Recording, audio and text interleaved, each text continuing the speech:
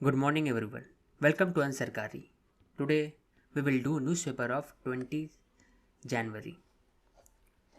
Coming to the first article, the important points in this article is कि first time 108 women officer will be promoted to colonel in army. They will be made eligible to command units in their respective arms and service for the first time. पहली बार ऐसा हो रहा है. अभी तक में उनका जो रैंक होता था लेफ्टिनेंट कर्नल जितना होता था, लेकिन from now the promotion will be made to colonel, thereby bringing the women counterparts as comparable to the male in promotion. तो कहाँ पे सर्व करेंगे? तो army air defence intelligence corps, army service corps, army ordinance corps, electrical and mechanical engineering etcetera.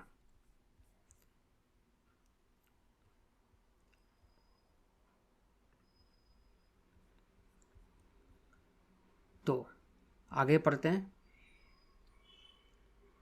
बस इसमें इतना ही point है. तो सबसे इम्पोर्टेंट पॉइंट इसमें ये है कि पहली बार ऐसा हुआ है. और second point is regarding, second article is regarding the supreme court on government objection of advocates Saurabh Kirpal. तो इस पर जो क्या इशू है ज़्यादा इम्पॉर्टेंट नहीं है, लेकिन ये दिखाता है कि there is a clash between Supreme Court and also the executive, that is government, on the appointment of advocate Saurabh Kirpal for judgeship. तो जज के लिए सुप्रीम कोर्ट ने कोलेजियम बैठाया था और कोलेजियम ने इनका नाम अपॉइंट किया था. तो गवर्नमेंट का क्या इसमें ऑब्जेक्शन था वो सुप्रीम कोर्ट ने पब्लिक कर दिया. जैसे first was the partner of the Shri Saurabh Kirpal was is Swiss national, और साथ ही साथ ही is in an intimate relationship and is open about his sexual orientation. तो rejecting those objection the collegium of the supreme court said that कि इनका जो sexual criteria है या फिर जो उनका जो पार्टनर है फॉरेन नेशनल है, ये इंपॉर्टेंट नहीं है रिगार्डिंग टू द जस्टिस. ये किसी का भी हो सकता है और इसमें कोई इंपॉर्टेंट पॉइंट नहीं है. Then next article is on page number 7 regarding the new parliamentary building which will be ready this year. तो बस छोटा सा इसका कुछ important points such as the new parliament building will have Lok Sabha seating capacity of around 888 and Rajya Sabha around 384. 545 से बढ़ करके 888 हो गया और 250 से बढ़ कर 384 हो गया. उसका प्रोजेक्ट 861 करोड़ का था जो इन्फ्लेशन और डिलेज के कारण 1200 करोड़ का हो गया. अब वो किसको मिला था? अगर क्वेश्चन अगर स्टेट से पूछा जाए तो टाटा प्रोजेक्ट को मिला था award. Then next article is talking about the Vagir. तो वगीर पूछ सकता है क्वेश्चन में कि वगीर किससे रिलेटेड है. It is navy's 5th Scorpene class submarine. तो सबमरीन है स्कॉर्पियन क्लास का. It is built by Mazagon dock shipbuilders limited in Mumbai under 23,000 crore project 575 के अंदर में.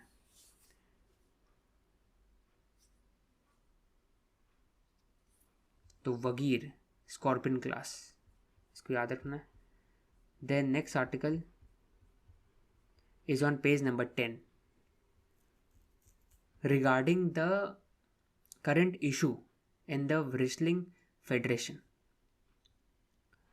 फर्स्ट ऑफ ऑल उसका बैक स्टोरी क्या है? इसका बैक स्टोरी ये है कि there has been protest by the top Indian wrestler at Jantar Mantar regarding the issue of sexual harassment against the MP Brijbhushan Saran Singh, who is the president of wrestling federation of India. उनके against में एक बहुत बड़ा serious charge उन्होंने सब बोला। और साथ ही साथ it shows the dangerous combination between the political nexus and the male domination of the position of power. तो ये आर्टिकल कहना चाह रहा है पूरा कि वीमेन एम्पावरमेंट के लिए सिर्फ बात नहीं करना चाहिए, और साथ ही साथ there has to be a safe space for the women to excel in their sports. उसके लिए आपको एक कमिटी बनाना चाहिए that will take handle the harassment issues within the system. और साथ ही साथ जो ट्रस्ट डिफिसिट हो गया है अभी between the institution and the players, उसको रिमूव करने के लिए, इसको रिड्यूस करने के लिए, ट्रस्ट को इंक्रीज करने के लिए आपको एक्शन लेना पड़ेगा या फिर जांच करना पड़ेगा। वो बात करना सर, और इम्पोर्टेंट नहीं है। Then next article talks about the ASCR report, जो हम लोग बात कर चुके थे 2 दिन पहले। ASCR report ASCR's report has been given by ASCR survey by Pratham NGO, और it covers around 7 lakh children in age group of 6 to 16 in 616 district। तो कुछ important data points था जिसको नोट कर लेना चाहिए। पहला है कि the enrollment has risen from 97 to 98% in last 10 years। There is steady rise in learning outcome, लेकिन कोविड के दौरान टीचर और स्टूडेंट के बीच में गैप बढ़ गया, उसके कारण लर्निंग डिक्रीज हुआ। There is loss of numerical skill 2.3% as compare to 2018।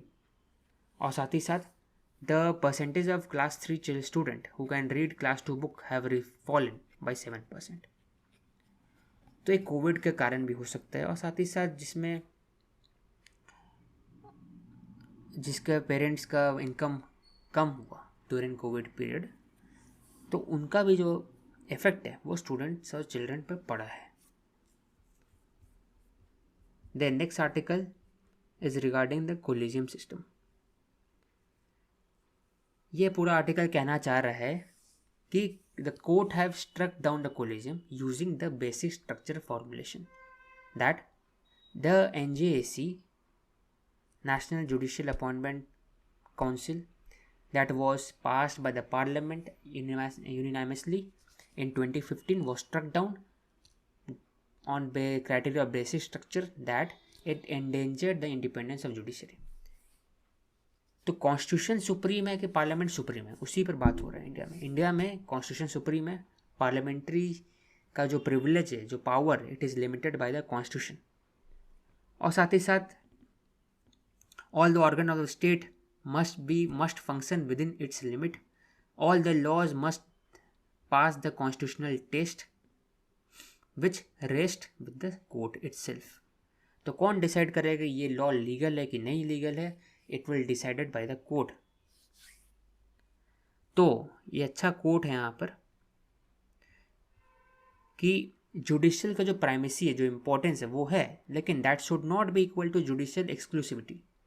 हर जगह जुडिशियल को इंटरवीन करना नहीं चाहिए। जुडिशियल एक्टिविज्म जो है उसको भी एक लिमिटेशन में करना चाहिए। उस पर एक आर्टिकल है कि क्या करने से जो एक क्रेडिबिलिटी है सुप्रीम कोर्ट का वो बढ़ेगा, और साथ ही साथ the friction between the government and supreme court will reduce. तो पहला उन्होंने एक श्रीराम पंचू जी ने एक सुझाव दिया है कि जो NJAC जो पहले पुराना था उसमें था कि there will be 3 judicial members in the NJAC and 2 by the government appointee। अगर उसमें से गवर्नमेंट अपॉइंटी में से कोई एक जन भी अगर ऑब्जेक्ट करेगा तो the name will not be passed. तो उससे क्या होता था? The veto lied with the government. इसके कारण सुप्रीम कोर्ट ने उसको अबॉलिश कर दिया, इसको हटा दिया NJAC को। लेकिन जो नेक्स्ट है अभी जो NJAC आने वाला है उसमें ये कहते हैं कि इसमें 5 मेंबर होना चाहिए, इसमें 3 जज होना ही चाहिए, लेकिन साथ ही साथ उनका जो मेजॉरिटी होना चाहिए ताकि there will be no fear of overruling the judiciary. Further जो 2 बचा मेंबर दो उसमें से एक मेंबर लॉ मिनिस्टर के लिए होना चाहिए. he or she will place the government's view, listen and discuss. उसके बाद जो दूसरा मेंबर होंगे वो बार काउंसिल के मेंबर होंगे. तो बार काउंसिल के मेंबर होने से क्या फ़ायदा होगा? It will also be excellent source और input for the lawyers aspiring for जजेस. और साथ ही साथ bar is a very vital stakeholder. Senior जजेस will retire soon but the lawyer have to suffer a deficient newcomer. तो जो bar, supreme court और गवर्नमेंट है, इसके बीच में जो कोऑर्डिनेशन और सिनर्जी होना चाहिए, उसके के लिए एक एनजीसी कंपोजिशन होना चाहिए जिसमें बार का भी मेंबर रहे, जुडिशरी का भी मेंबर रहे और साथ ही साथ गवर्नमेंट का भी मेंबर रहे. तभी जाकर के एक ओवरऑल एक सोल्यूशन निकल पाएगा regarding the friction between the government and judiciary. ये बताना चाह रहे हैं. उसके बाद next article is on page number 13 regarding the hybrid immunity. तो hybrid immunity is gained from previous infection plus vaccine और booster doses. तो बताना चलेगा हाइब्रिड इम्यूनिटी है वो ज़्यादा कारगर है, ज़्यादा सही साबित हुआ है, ज़्यादा इफेक्टिव है as compare to any one of this immunity from vaccine और अदर बाय बूस्टर. उसके बाद मालदीव्स और इंडिया का रिलेशन क्या है? तो इसमें इम्पॉर्टेंट पॉइंट है पहला कि मालदीव्स में जो सरकार चेंज हुआ था, वहाँ का गवर्नमेंट हैव चेंज्ड फ्रॉम 2018. उसके बाद इंडिया का जो रिलेशनशिप मालदीव्स का वो इम्प्रूव हुआ है. पहले जो गवर्नमेंट था वहाँ पर वो अब्दुल्ला यमीन का था, तो he was mostly pro China. अभी जो टिल्ट है वो it is slightly towards India. It is independent neutral but it is slightly towards India. तो इसलिए रिलेशनशिप अच्छा हुआ.